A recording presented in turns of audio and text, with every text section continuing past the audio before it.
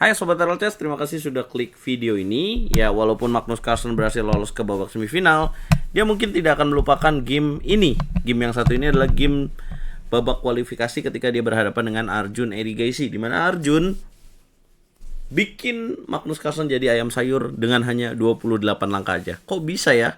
Nonton video ini sampai habis. Yang pasti ini game yang sangat menarik dengan tactical yang bisa kita tiru dan kita pelajari. Jangan lupa like, share, komen, dan subscribe. Jadi langganan di YouTube gue untuk dapetin konten eksklusif di YouTube RLCS. Putih Arjun, format 10 menit, bonus waktu 5 detik, mulai dengan F4. Aktifin gajah ini untuk ngancem pion A7. Buat kalian yang belum tahu, ini adalah freestyle chess turnamen yang berada di Weissenhaus, Jerman.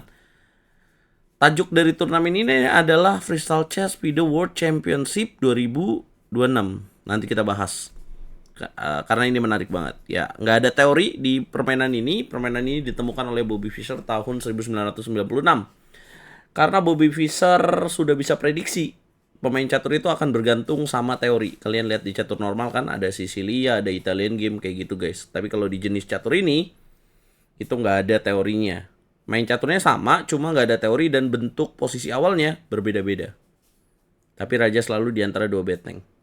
Diancam pion di petak A7, Magnus malah ngancem balik dengan ancaman F5. Kemudian putih nggak mau, dia mainin langkah C4, dikorbankan. Jebakan ya ini, kalau dimakan maka B3, gajah kabur, maka kena A7. Cerdik banget. Maka hitam lebih pilih kuda ke petak B6. Putih kemudian D3, hitam C6. Kemudian putih G3, hitam G6. Aktifin gajahnya di pojok. Putih B4, hitam E5, dobrak petak center. Putih A4, hitam D5. Putih A5 ancam kuda, kuda mundur. Putih ambil pion di petak D5, dimakan balik dengan pion. Harusnya di sini yang lebih bagus kuda ke petak C7. Ya, dengan tujuan apa? Apabila dikorbankan kemudian membuka gajah di sini. Ya, tapi emang di posisi ini memang sudah lebih enak buat putih ya. Kenapa ya? Kemudian hitam makan pion petak D5 dan putih makan pion petak E5, dimakan balik dengan bishop dan putih makan A7. Nih alasannya. Kemudian hitam benteng A8, putih gajah 3. Jadi heran, Magnus masih berani korbankan pion A7, yang artinya Arjun di langkah ke-11 ini udah dapat keunggulan satu pion. Hitam queen A7, queen E7, putih kuda A ke petak C2. Hitam kuda C7, putih kuda F3. Jelas gajahnya nggak mau dimakan, ke petak C3, putih kuda FD4. Jaga petak center. Dan hitam harusnya raja B8, tapi dia pilih benteng E8. Apa yang akan dilakukan oleh putih? Ternyata normal aja. Harusnya di sini bisa paksakan pertukaran bishop ya. Tapi putih gajah F3. Hitam kemudian B6, putih kemudian bishop D2, makan kuda. Kemudian dimakan balik dan hitam makan pion A5. Putih kemudian mainkan langkah menarik queen C2. Putih punya sepasang gajah. Hitam makan pion B4. Nah, ini yang ditunggu oleh Arjun ya. Mungkin Magnus lupa atau gimana. Arjun langsung mainkan langkah rokade pendek. Gila, menurut gue sih ini langsung berubah ya. Yang posisi rajanya kalau di sini memang bahaya buat putih, tapi setelah rokade pendek semuanya anginnya sudah berbeda, arah anginnya. Jadi bahaya buat hitam. Dan hitam di sini belum bisa rokade pendek karena sedang ada gajah di petak G8. Jadi hitam coba menyederhanakan permainan. Queen C5, ajak tukar menteri. Putih jelas menolak. Kemudian hitam queen ke petak B6, putih benteng FC1. Hitam kemudian kuda ke petak E5 dan putih gajah ke petak F4. Ancaman diagonal X-ray ke petak C7. Hitam raja D7, putih raja H1. Hitam benteng A ke petak C8, putih gajah E5, benteng ke petak E5, dan kemudian putih kuda C6. Ancam benteng. Benteng mundur ke petak E6. Apa langkah terbaik buat putih dalam posisi ini guys? Putih berhasil masuk dengan queen ke petak G7. Raja terpaksa naik ke petak D6. Putih harusnya kuda B4 lebih terbaik, tapi di sini mengancam benteng juga. Kuda D4. Apa jawaban hitam? Hitam lebih pilih benteng C E8. Kalaupun di sini hitam benteng E7 ya, maka putih akan menteri F6. Kalau misalkan raja E7 queen kena, tutup bentengnya kena di petak C8. Bagaimana kalau tutup gajah? Maka ada benteng C6.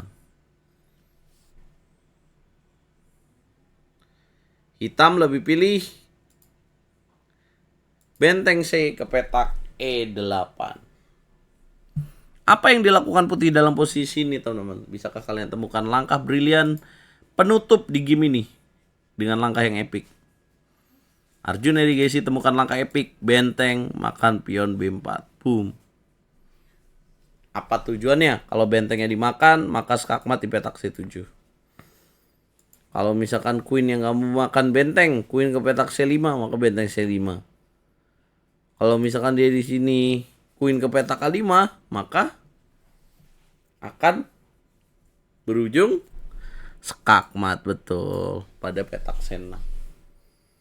Nah, inilah serunya catur 960 ya. Jadi posisi yang mungkin kira hitam akan menang sudah membuka serangan seperti ini, tapi lupa kalau misalkan putihnya bisa rokade dan merubah arah serangan. Ya, sayang sekali Arjun di sini tidak lolos untuk ke babak semifinal. Dia hanya akan berebut tempat ke-2 sampai tempat ke-5 sampai ke-8 setelah hasil pertandingan ini.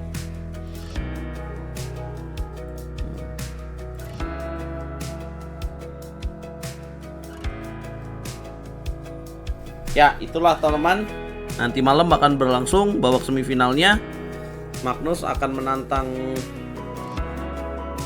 Abdul Satorov, sementara Caruana akan melawan Vincent Keimer. Siapa yang akan jadi juara di Jerman ini? Apakah Vincent Keimer akan merebut gelar ini atau Magnus Carlsen yang lagi sering kampanye untuk catur 960?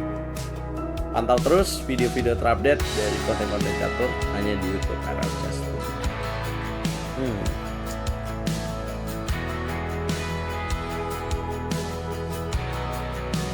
Apa nih? Indonesia ada yang begini.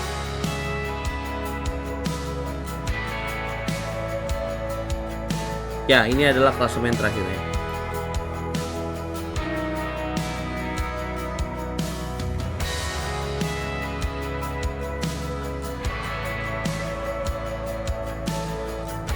Kita ketemu di video berikutnya. Ngantuk gue.